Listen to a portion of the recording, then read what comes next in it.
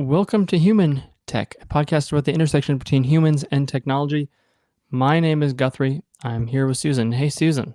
Hello, Guthrie. How are you doing today? I'm good. For those watching, I'm not at my regular chair today, so I may have to get up or move things around. But otherwise, it's the same mic, so should still sound very good, which is fantastic. So today is exciting because we are going to begin what We're capitulating. No. I think it's going to be maybe like a 5-part series. I don't know. Initially, we said 2. It's definitely going to be 3. I think it maybe should be 5. Okay. It's okay. We've done actually, if you go back through the annals, there's a number of times that we've done sort of multi-part ones. Yeah. Some of them were really good. I really liked. There was one that we did on education that I have not re-listened to. I wonder if it holds up. That was a very long time ago. Yes, it was a very long time ago. Yeah. So I wonder if it still holds up. But Yeah. so some of the big multi-parters that we've done, I really enjoyed. Not too long ago, you had a sort of a multi-part with Dean. Yeah. That was fun. So yeah, there's a lot of opportunity in some of the multi-part ones. And just in general, I like exploring things in depth. Okay. So what's the topic that we're going to explore in depth? I haven't picked a title yet, so the title's going to be whatever you see in the podcast. But it's basically it's about AI, and it's my working title is AI, but for real, we're taking it seriously. That's a really bad title. Okay. All right. Fine.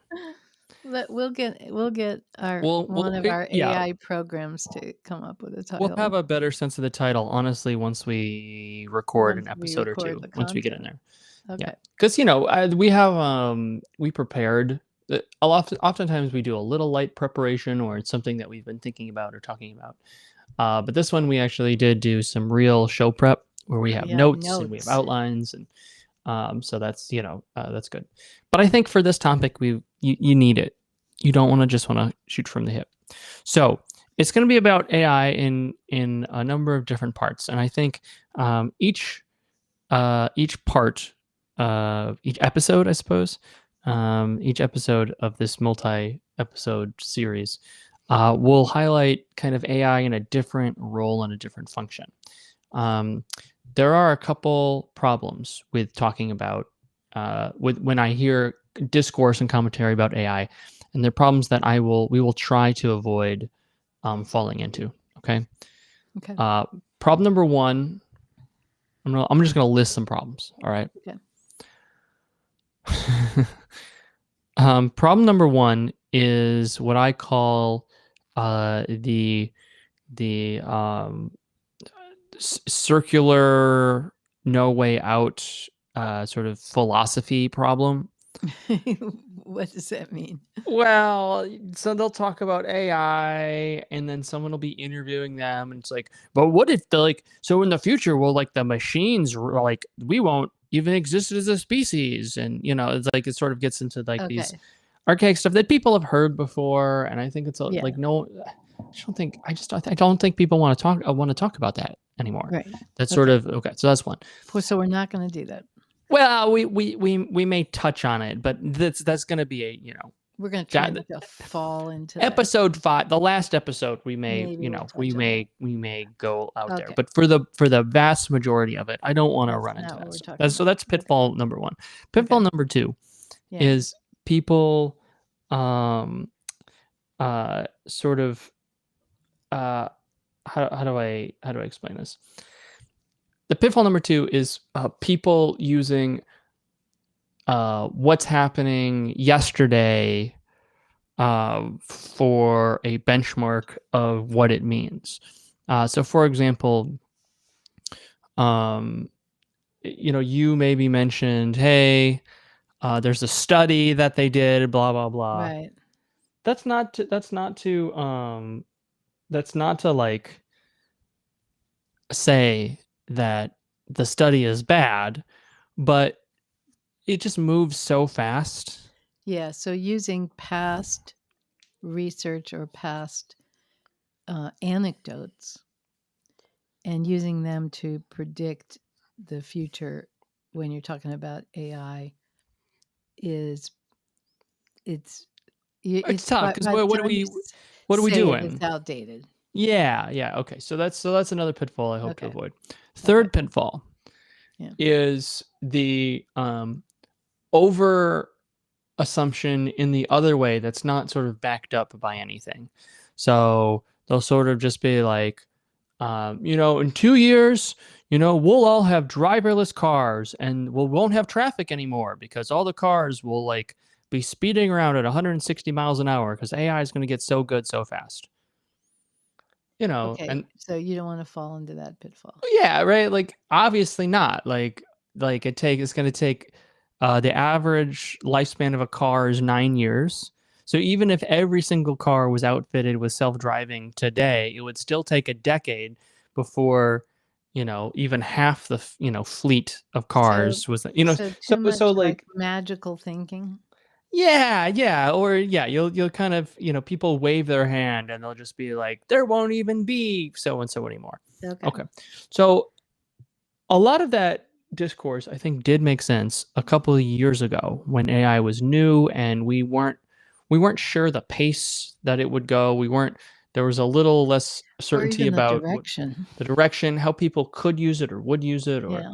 um, you know, what some of its strengths seem to be or what its limitations are. And we understand that things may change 2x, 5x, 20%. Like there's a big range, but it's also not like there's there's a big range. I understand there's a big range, and there's like a 1% chance of that, like it grows sentient, we all die, and all that stuff, right? So, but I'm just trying to focus on probably most common outcomes.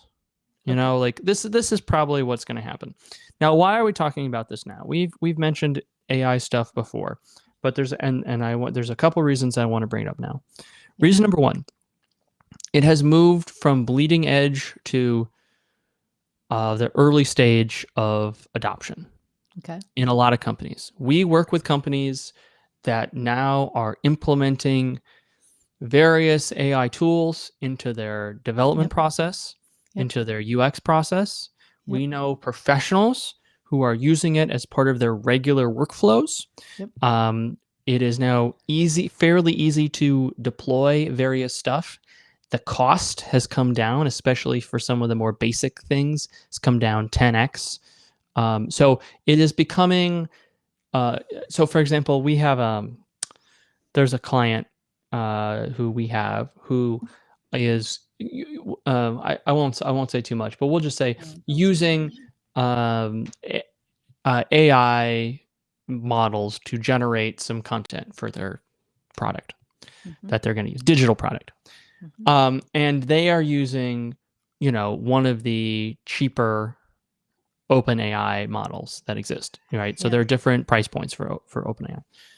And the cheap models, if you just want to do something, quick and, like for example, like write a custom hello message, right? This is not deep research. This isn't, there's a user, just write a hello message. Yeah. Right.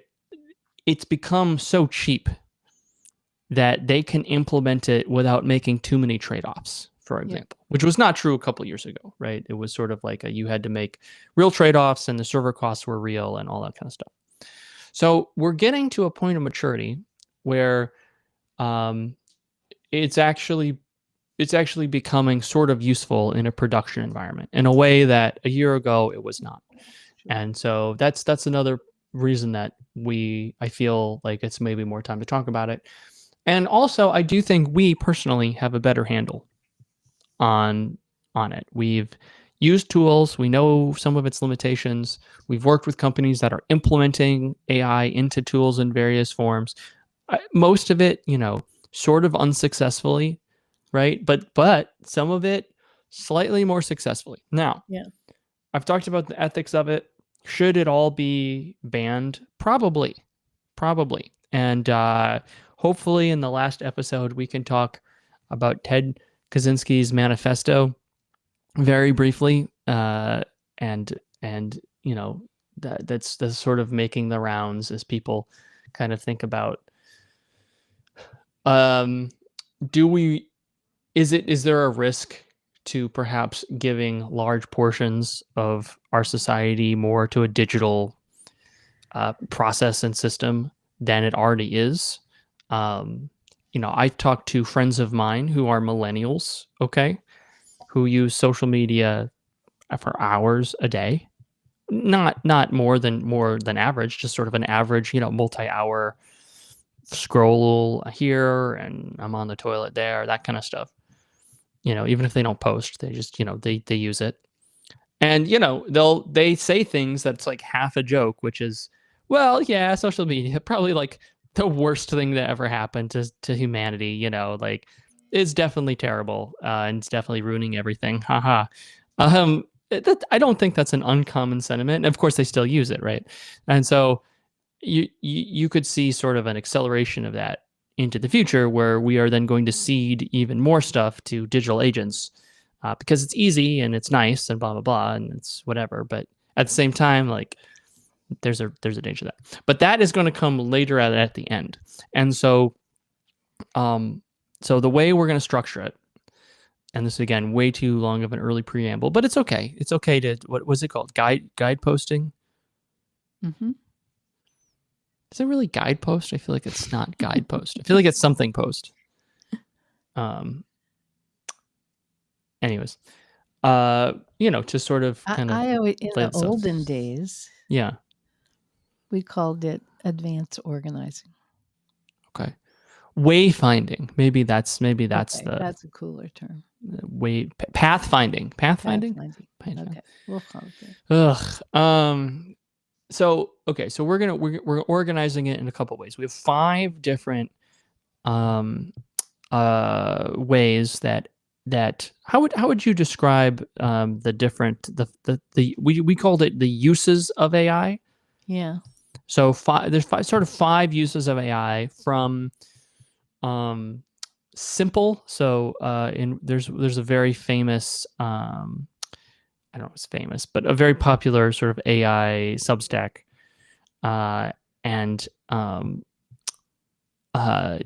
he kind of calls this stuff like mundane utility, or we can call it, mundane entertainment.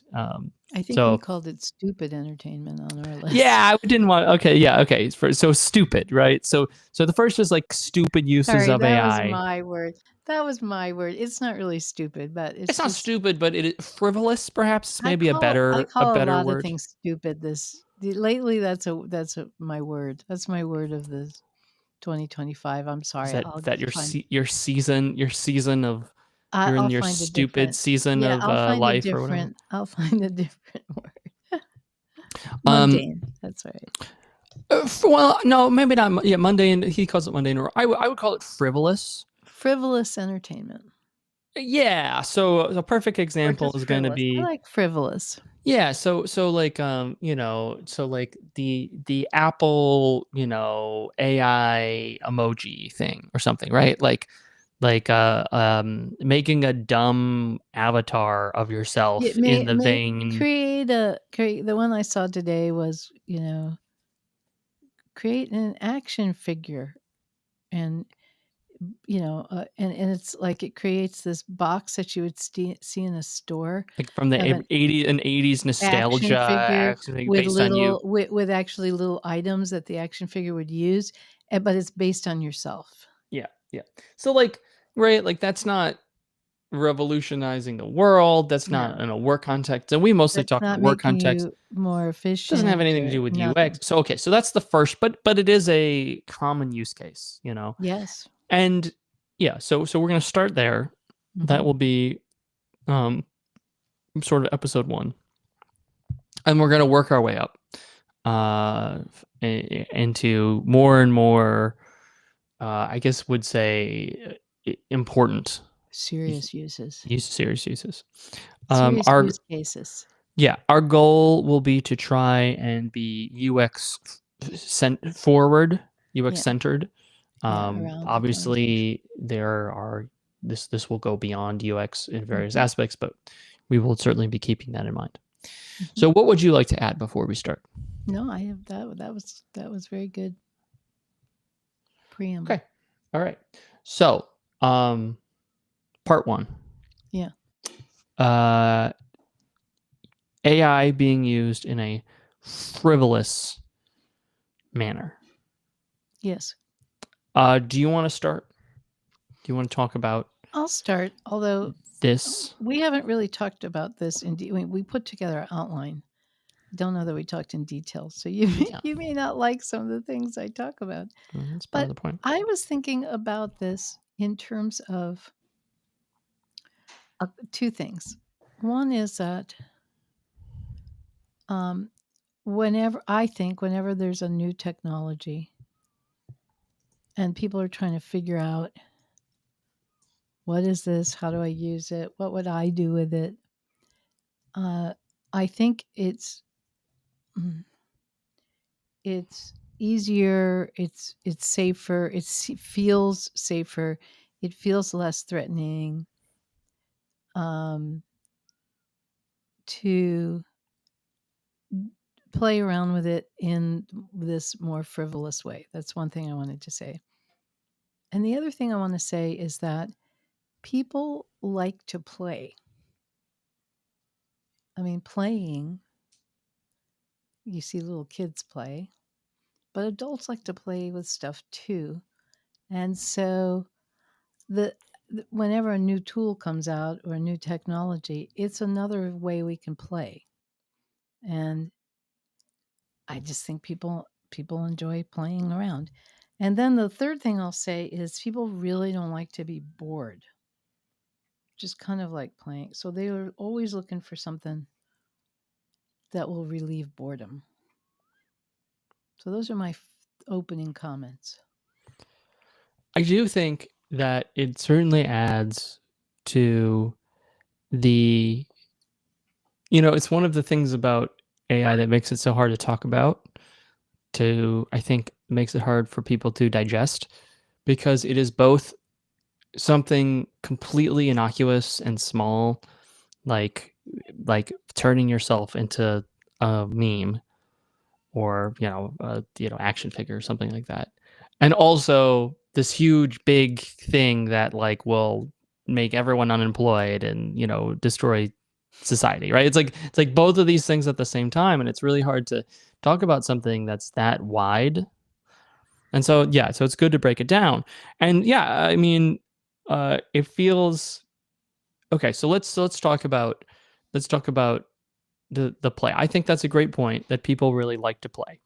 One of the things the point I wanted to make about this is that, you know, a lot of creative play is very repetitive. So, for example, um, you know, think of like a kid stacking blocks, right? They have a block set with different sizes and shapes and whatever. And they make some sort of mountain tower or something, right? That's one shape. And they knock it down. And then they do it again and they knock it down and they do it again. This is like very fun and entertaining. There's almost infinite ways that you could use blocks to Mm-hmm. be creative and to make a, tower or something. And all those different combinations make it new and interesting and fun and a little different, but it's fine. Functionally, it's the same thing. If you think of like stories, think of how many stories are just sort of rehashes on sort of the same thing. Mm-hmm. And some of that you could say is not very good writing, right? Like it's like, well, this is not particularly creative or Mm-hmm. whatever, but it's fine, right? It's fine. There's, how many times have we done like, person goes on quest, Right. right? Well, We get to the, they like the same story. well, they like the story, and then they like when it looks like the same, but then you give it a twist, Right. but it's the story circle, right? This is Yeah. famously Dan Harmon has used the story circle on a bunch of his shows. Of course, he didn't create it. That goes back to what's the guy's name? Gustav Freytag. That guy? Joseph No, Campbell. Joseph Campbell, right? Who wrote the famous book, sort of about putting different Hero stories of in. a Thousand Hero Faces. of a Thousand Faces. Great title, by the way. Way better title than anything I could ever come up with. So, right. So, there's this. I'm not here to say what was good or bad, but obviously there's a lot of recycling. Or think of like Curious George, right? Curious George, for those who don't know, is a monkey. There's a guy in a yellow hat. And there's like what? There's like 75 adventures of Curious George. Right. Every single one is kind of exactly the same. Yeah. He's a monkey. He kind of gets into some Gets into trouble. shenanigans. Yeah. The guy in the yellow hat is Then like, has to hey, let's have save fun, them. but Yeah. let's get you out of this mess. Right. And then it ends, right? Like Right. it's kind of, right? We're doing kind of the same thing over and over. And what makes it fun is the characters. You have a good sense of what it's Curious George, right? You kind of get it. You kind of know what George is going to get into. He's a Yeah. curious monkey. Yep. And, and then there's a guy in a yellow hat. All right. And so you kind of, so it's sort of fun to see the hijinks and it's relatable and it's, kind of it's similar in a fun way. And what makes it fun is not, even though the story is kind of the same, it's the journey that you go on along the way. Well, there's sort of like a random story generator that a lot of shows have, especially if you think back when like shows had like 26 episodes a season, Mm-hmm. I mean, you may have a better sense of this than I do. I'm trying to think of like a popular show back in the day that was kind of like the same thing over and over, but like with like a different twist on it. Like all of them. Every TV show that was on Yeah, I'm air. trying to think of one that was especially good example, but maybe I, How far back do you want to go? as far back as you want to go, Well, all of them. Seriously, the Dick Van Dyke Show, Rin Tin Tin, Lassie. Yeah, Lassie. Yeah, that's a good one. They they were all. It all had. And then there's usually a couple episodes a season where they go big or they do something creative or they, that everyone on the show goes to Paris for an episode. Yeah, in the old shows they didn't do that. Less so. Yeah. And even modern shows, right? You think about like I don't want to disparage shows because there's good nuance in there, right? But a show like, like Law and Order, okay? Mm-hmm. Dun, dun, they're like, okay, they start the show, there's like a crime. They kind of introduce some of the players. Sometimes you know who did it, sometimes you kind of don't. Are they going to get the person? Someone lies about something. You think it's one way and then it's the other. So but like it's we're sort of doing like there's like okay, I bring this all to say an AI is in this sort of frivolous way is good at randomly generating kind of creative slop. It's not great. It's fine. But it's super low cost to just like if I had an AI and I was like, come up with 1,000 Curious George stories. Yeah. Like give me the plot of 1,000 Curious George stories. It probably could come up with 1,000 pretty easily, and they'd probably be perfectly reasonable. Like Curious George finds a monkey in a banana. I have comments. Can I make comments? Yes. You're tapping into a couple of things. One is that, well, three things. I'm going to talk about three things. One is that humans really like predictability. They say they don't, but they really do.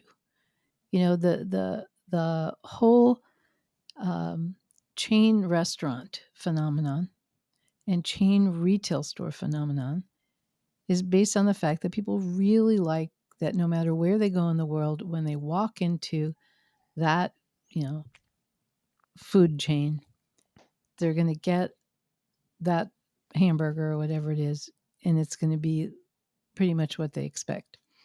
So people like predictability.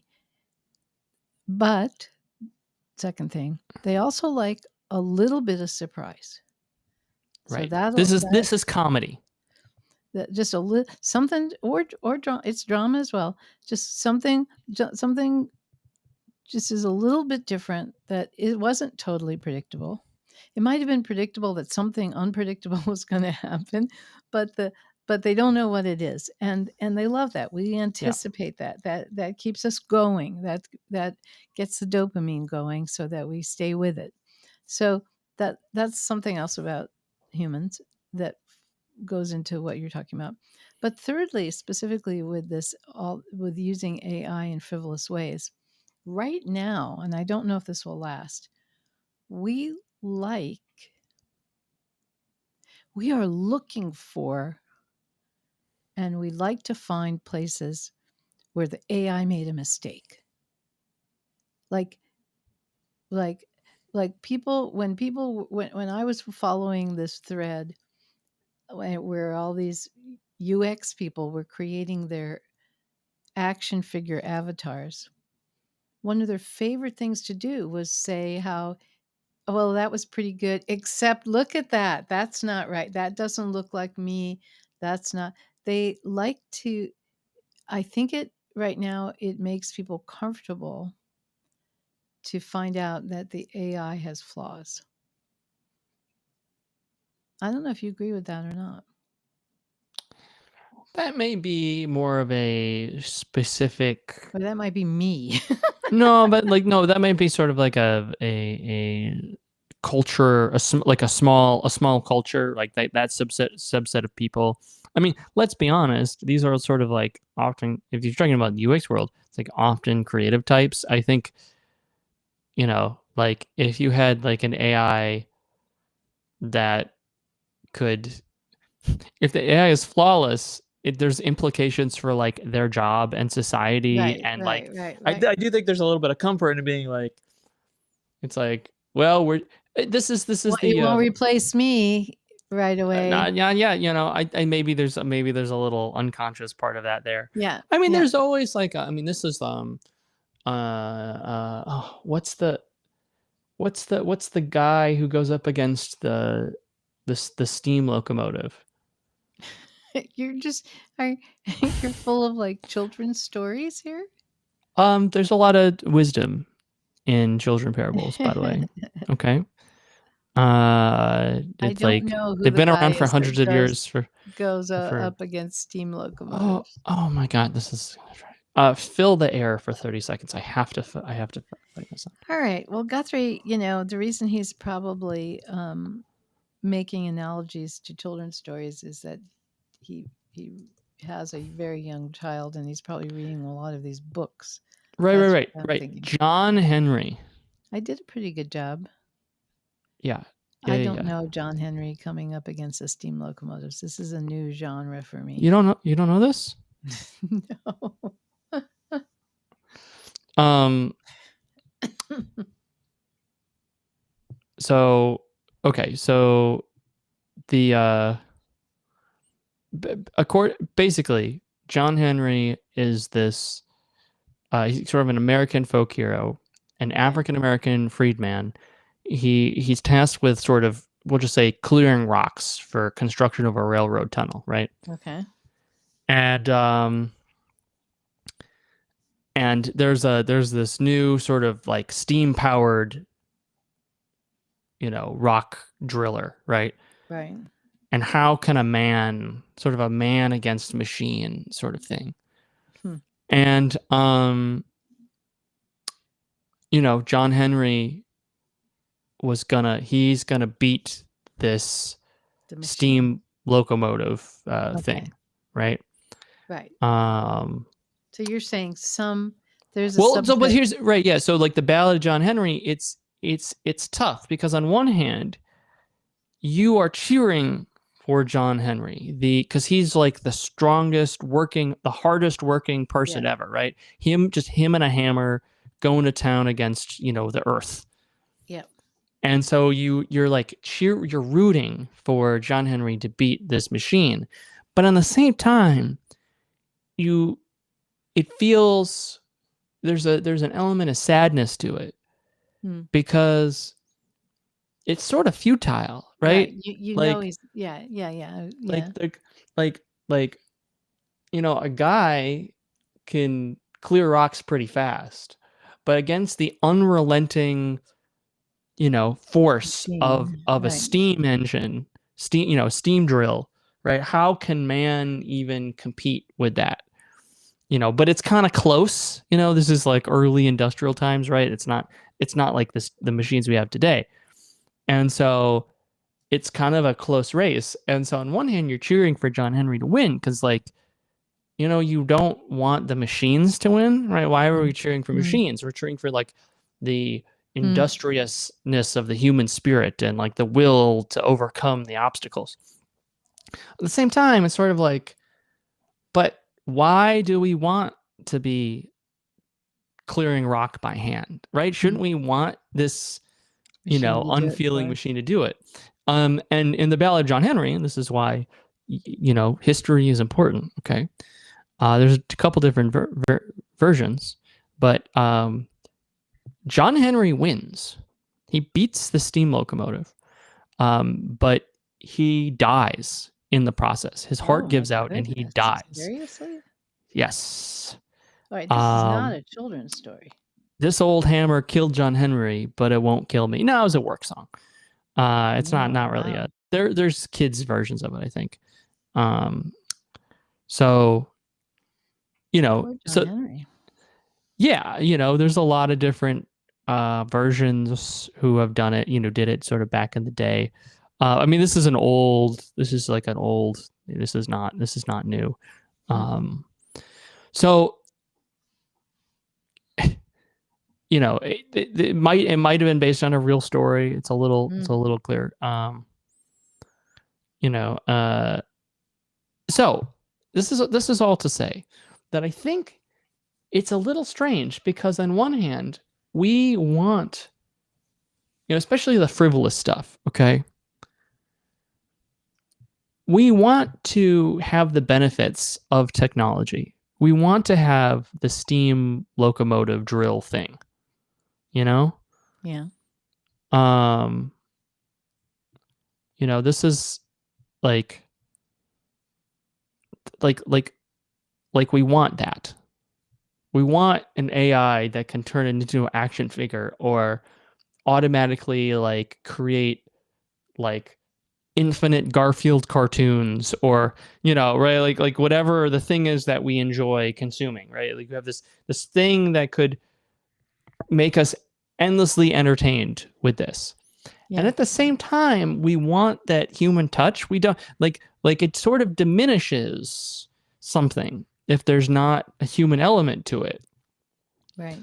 Um and so I think there's a push and pull there. So on one hand, you have all these, UXers who are using this AI machine to do the work of a creative, to turn, to unlock things that, they would never pay a creative to come up with this realistic action figure thing, right? Even though you could go out there and find someone who is good with whatever and create a version of it. They wouldn't pay for that because like they have other stuff to do, and so they like doing it. But at the same time, like they kind of want humans to be better at it.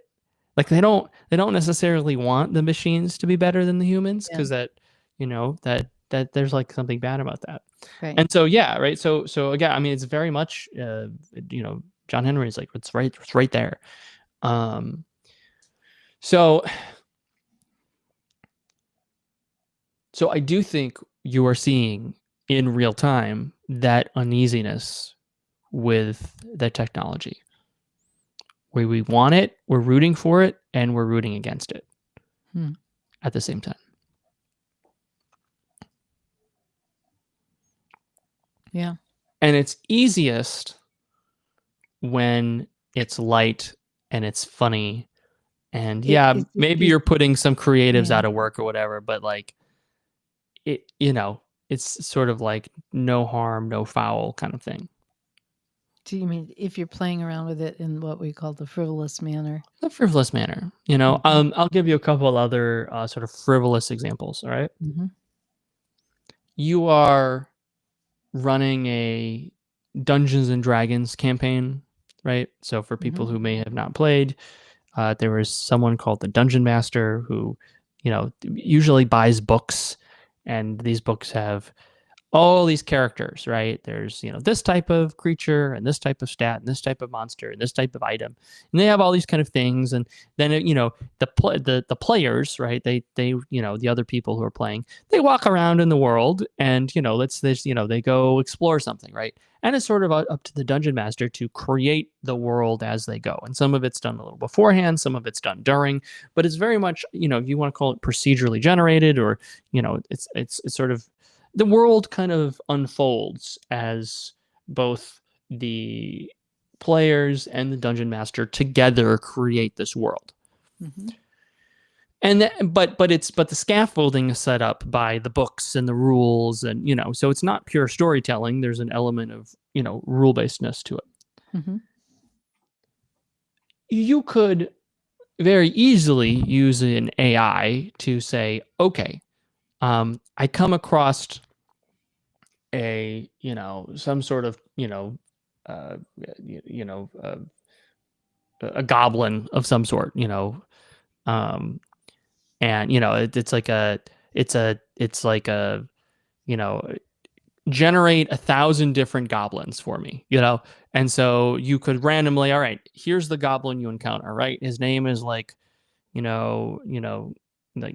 Gaborjo, and he is, he has a red hat, and here's his like 10-page backstory, and here's his quests and desires, and here's what he has, here's the items he has on him, right? So you as a DM, instead of having to come up with that or use something in a book, you could press a button and instantly any person that you talk to in this made up world has all of this backstory and all this information and all this extra knowledge.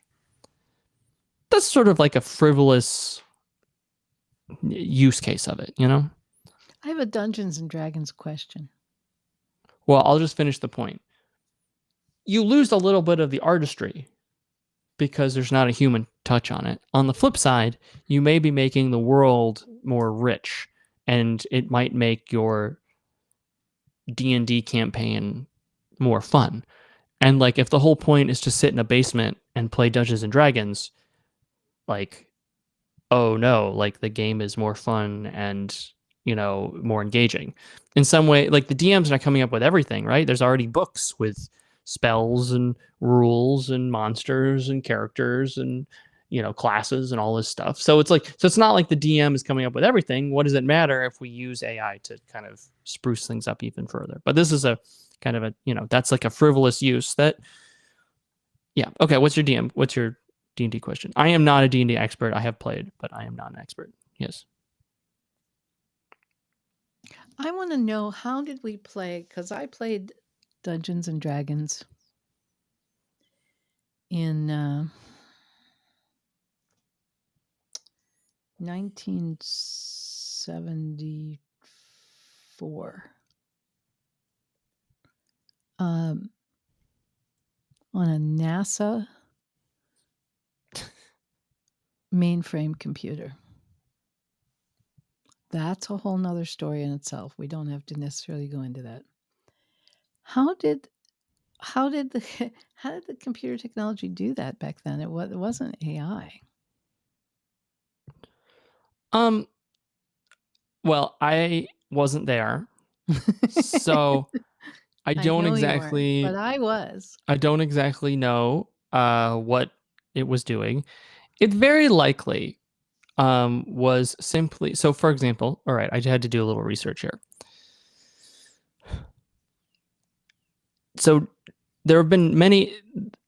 You can go and watch like a Sorry to 7. anyone listening. We're Yeah, obviously you can go taking a watch like an tangent hour here. long history about the history of D&D. It's very, very complex. Oh, Um, really? Well, I may oh, want it's to do that. so complex with companies and buying, and then there's been like revolts, and because some of the stuff is open source, kind of, and some of it's Yeah, not. yeah. Some of it is very like blah blah blah. Here's what I'll say. Okay, so right now the current edition is what's called 5e. Okay, Dungeons and Dragons 5e. That's sort of what has been happening since 2014. okay. The original Dungeons and Dragons original edition Yeah, came out in 1974. that's yeah. Yeah. Um. So I'm gonna have to go look this history up. yeah, yeah. It was a box set of volumes that had things in it. There Oh, were mm, characters or classes. Um. mhm. There was artwork. Uh. So what I don't know is if the NASA version was D- based on that, or was well, that hold on. created for? Dungeons and Dragons was sort of there's a company called Wizards of the Coast that sort of made it. But like, that was not the only. There were other. Um, Instances of similar things. so yeah, role playing Yeah, stuff. yeah, My guess is that your ancient mainframe NASA computer, yeah, there was probably a list of possible. There's a couple different ways. One, it was predetermined, where there was what's called dungeons that were pre pre-set up. yeah. So I'm like pretty sure it was predetermined, so you and might not so know. So for example, it's but you like you didn't turn know what it was, and so as as you played it, you started to be able to map out what was going on. here. So for example, I'll give you an example of some of a thing that that a modern player would do. So like I know someone who made 100 different rooms. Okay, 1 through 100. And the different rooms have weirdo quirks to them or magical items or what have you, right? And then when you go through the world in a D&D campaign, and let's say you find there's like a church, and there's like a basement, and you find a tunnel, right? And then you go to a room. What he would do is he would roll a 1 to 100 die, and we go, okay, 63, and then he'd go in a sheet, and it would be room 63, and that's what you would encounter. So it's Hmm. possible what your program was doing is that there were a set series of rooms that had various Yes, things, or even a set series of campaigns, depending on how big it was. And you would sort of roll a number, and then you know that would be the room that it would load, and that's the what right, path you would take. So it could be that, or it could be even one step further down, where the rooms maybe like there's multiple artifacts in a room, so you could have like it's like room layout 14, but then like enemy 72, right. right? So it's sort of a random combination of things to give you more Yep, options. I wasn't there. I was. Okay, I'm sorry I took us off on that tangent. Yeah, so the point is that like there is sort of like a like what's it harming, even if it does it perfectly, Right, right. maybe there's some creators that it's putting out of business in some small little niche Well, and cases. maybe we have copyright issues Let's put the copyright stuff on aside, hold. Okay, because obviously stuff should be illegal. Obviously it just steals everything, yeah. All right, we'll put that but aside. we'll put that aside. Okay. Right, like uh you can go to a lot of AI image generation, and you say like like make a image of a sponge that lives at the bottom of the ocean. Okay, Yeah. it could be any kind of sponge. It always makes SpongeBob. right? Like, right? It's like, oh, I wonder how. Oh, wow, right? So it's like obviously was trained on copyrighted data because like the sponge at the bottom of the sea, it's not. Always It's not looks like like it's always SpongeBob. SpongeBob, and you could do that with a lot of stuff. Like make a you know make like a bat superhero. It always looks like Batman with the Like utility Batman. belt and yeah, right. When you could take it so clearly it's training off of copyrighted stuff, and you can get it to generate the copyrighted images. Um so okay, so yeah, like design a sneaker with a swoosh on it. Shocker. Um so okay, so that's like one thing. We'll just put that aside Okay. because obviously that's a problem, but Okay. that Well, I'm it's fine no putting one seems to be doing anything about it. So we'll right. just have to accept that that's just how it is. And maybe that's not how it should be, but that's not the world we live in. Yeah. So part one is just like this sort of frivolous use case, and it's going to get better and better and better and better and better. So yeah, we talked about D&D. That's pretty harmless, right? But let's move up the chain. Like, what if you start having, we have AI generated images. You have companies that make AI generated slop and they put it on social media and they get views and they get ads and they're making money off this stuff. There was a big strike in Hollywood. It's starting to affect creative professions for sure. Why do you need script writers? You just said that every show is basically the same, Right. right? Like okay, AI, like I said, right? Like Right. Right. we're doing a Curious George animated show. Where we got the money for it. Hey, AI, just come up with like 100 different episodes of a Curious George show. Boom. Right. We don't need writers. So it's starting to do two things. It's starting to what I call leak into um, the next step up. All right. Mm-hmm. So one was frivolous. Two is like being used for task automation, social media posts, um, Content generation. content generation, stuff that used to be sort of grunt work in some capacity, perhaps, that was very repetitive. Um, you now have AI agents being able to do that. So, and I want to save that for the next episode because we're going to run out of Yep. time, right? But Okay. so you can see how imagine a world where the action figure thing is really Yeah. bad, Yeah. right? It doesn't leak into the next tier up, Yeah. right? It was like, oh, that's kind of wild, but like Right. It doesn't just look stays very really good, good. or Yeah. there's obvious errors.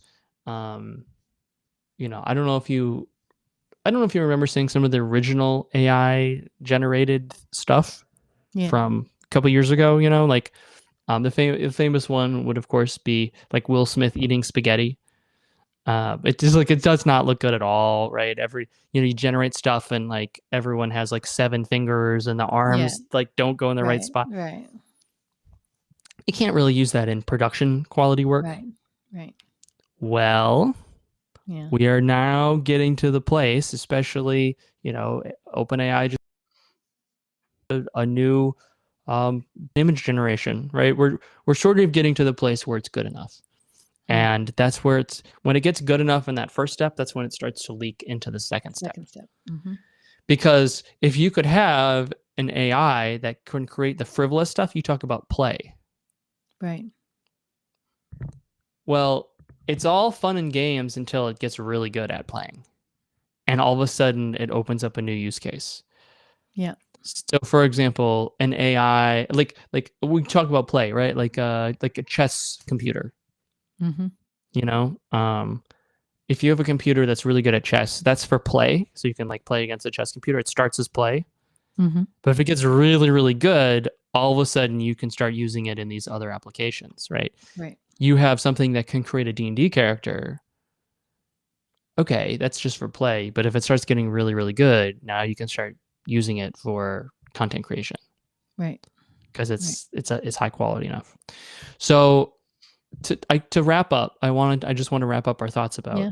about this first level frivolous. I do think that there's a ways to go in frivolousness that we have not reached yet. Mm-hmm. Um, how long until there's a social media app? I mean, look, the reality is most social media apps have become content consumption apps. Yeah. Right? Like um Instagram used to be about following your friends or taking pictures of your Right. life or something like that, you know. Um, Same with sort of YouTube, blah blah blah. Now they're all just like, watch this video. Just Right. watch this video. Here's another video. Just watch the video. Yeah. That's just engaging content. And there's something about that a human made it, which makes it sort of fun in some capacity. There's an Mm-hmm. art to it. Mm-hmm. But you could imagine that AI would get really good at generating engaging content, Right. maybe better. Right. So, how long until we have a social media app? Again, it's not really social media, but a content, consumption app. That's just AI. Let's have 0 user generated content on here. And I'm it's sure just, somebody's building it as we speak. And if it gets good enough, and I think already it's pretty close. Yeah. Why not? Right? Like, probably terrible for society, but if the goal is to keep me entertained while I'm on the toilet at work, what does it matter if I'm watching like some, influencer who's doing something performative Who's not to real. who versus versus A something real that's person just sort doing of it. generated, Okay. or even if it's not real, like there are people like like the goop people or the sand people, Yeah. right? Where you're just like, here's like, we're like slicing sand today, it's Yeah. you could have like a AI version of that. you know um maybe not as engaging as someone like talking in their car about society Right. or something like that, Right. but wildlife photography, cute little Pixar versions of like cats playing. Okay, but it is an interesting question that we will probably come up against, which is how in this realm of frivolous and play and Mhm. entertainment, how desirable or necessary or important or interesting is it to have it coming from another human? Right. And this is a economics question, right? It's like it's a supply and demand thing. Mm. We both know the person I know who's into letterpress, which Mhm. is about using human sweat, that John Henry version. Instead of printing things on a Mhm. machine, you Right. get out wood type and you smash it by hand. Mhm. I mean, I guess you're using sort of a machine. It's not Using digital, an electronic electronic, machine. right? Yeah. You're sort of, so each piece of paper was smushed by the strength of a human Well, and being. each character that There was shows up. placed there Yeah, purposefully, all that right, kind of stuff. right. So like there probably is a premium for that, I guess, right? Like that human Well, I don't know. touch. That's what I But think I that's don't what we're know gonna find out, exactly. right? How Exactly. You would is think that that there's like a market for that. is there a premium? Is it desirable? Or will that just seem quaint and old fashioned? I don't know. In the same way that like you could buy a brick that someone made by hand. Right. These things exist. Or Right. even handmade paper. I mean, handmade paper is an interesting one because there's a Right. market for like handmade Yep. paper, but Mhm. almost everyone just buys the Mhm. better, like, or just not better, just like the cheaper. We'll go with cheaper brick that's made by the brick factory, or the paver, the concrete paver, or et cetera, et cetera, et cetera. So like there is a there's a sort of a supply and demand, and Right. maybe there's a demand for entertainment that is handcrafted by a human being, and maybe there's not. Right. I got two more quick things that we should Okay. talk about All right. in that realm. Do you know Studio Ghibli? Yes. So yes, for the famous sort of Japanese animation studio. I remember there's this one scene where it's like a crowded marketplace, you know, Mhm. and I think they took like a year to animate like 4 seconds, right? Mm. Each person in there had to be Mm. hand drawn Mm. by hand. It was just like this incredibly beautiful, artistic, long form process. Yeah.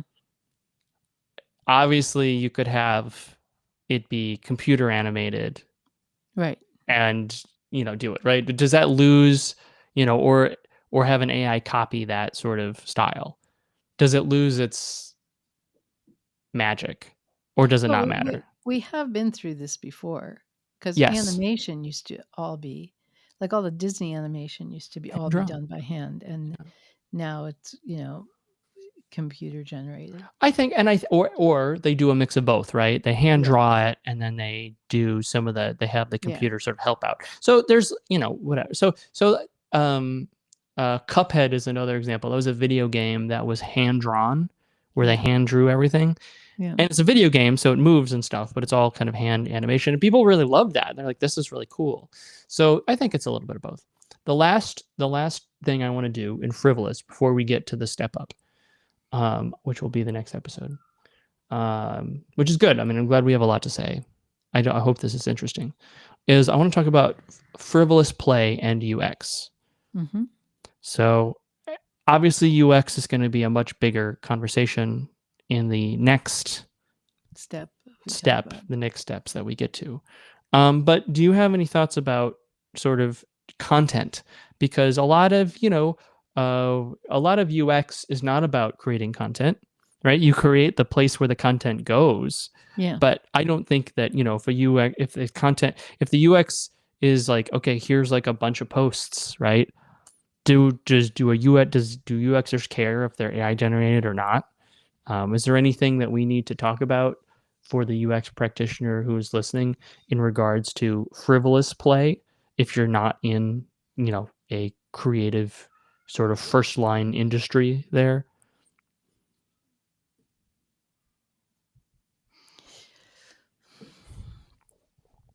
I don't know. I mean, I think that,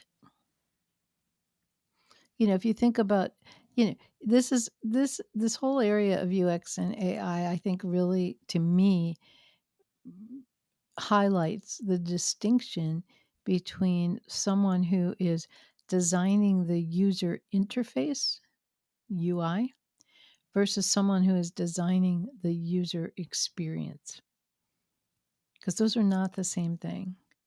And I think in so many ways, the user interface part kind of disappears with AI. The user interface part is type in a prompt, but the user Right. experience. The Googleification of back when Google was good, right?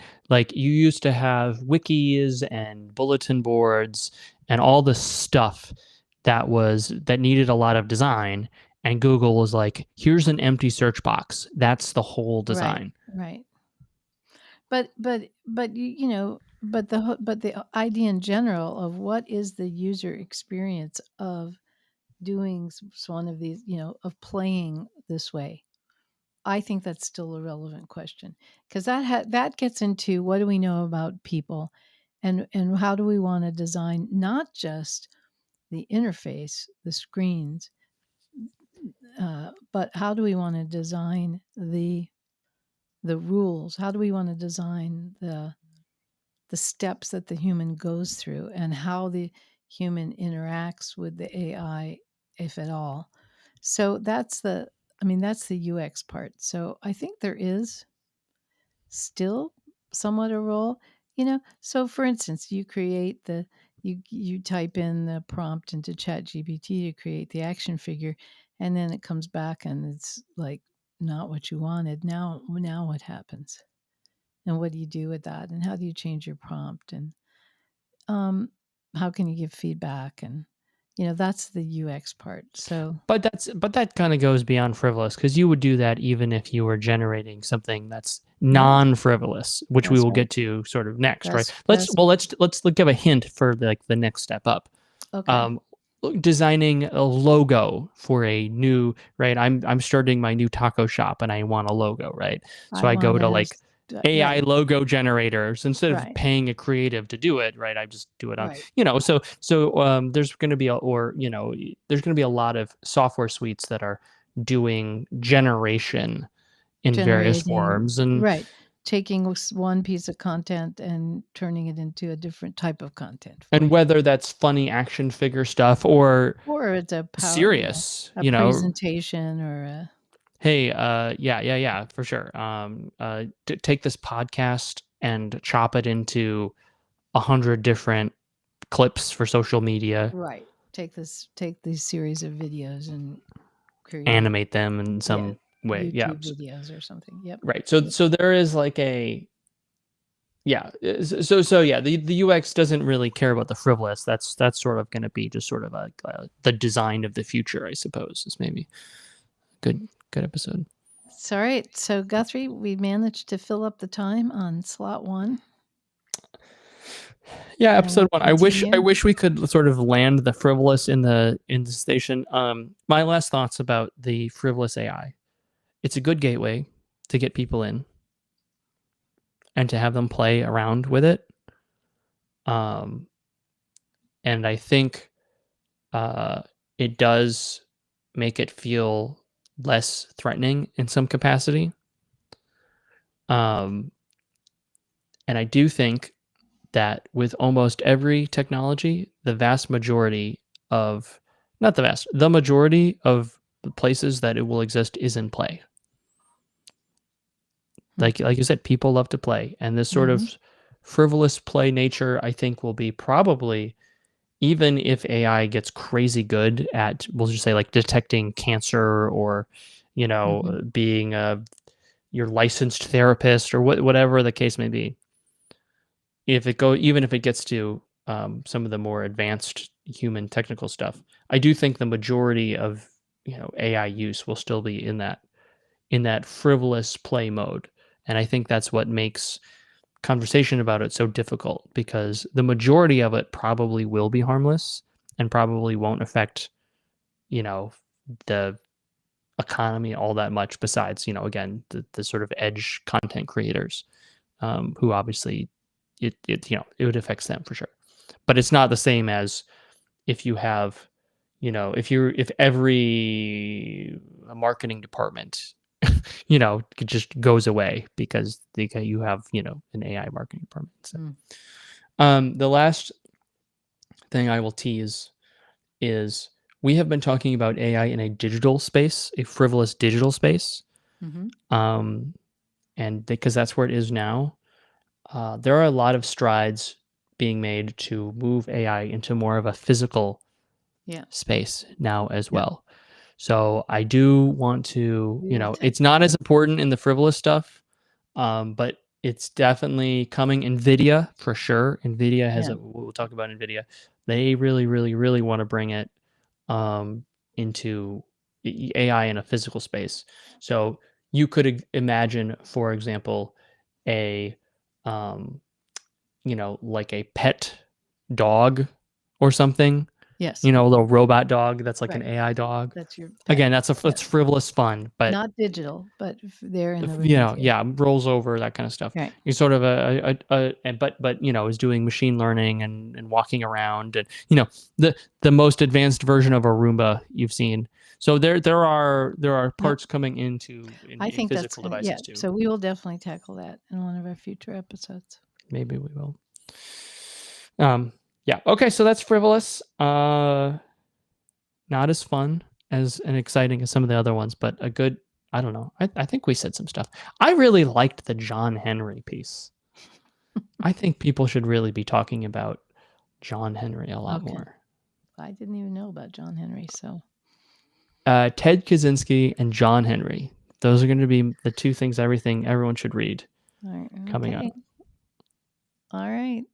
Thanks, Guthrie. Talk to you All right. soon. Thanks, everyone. Bye.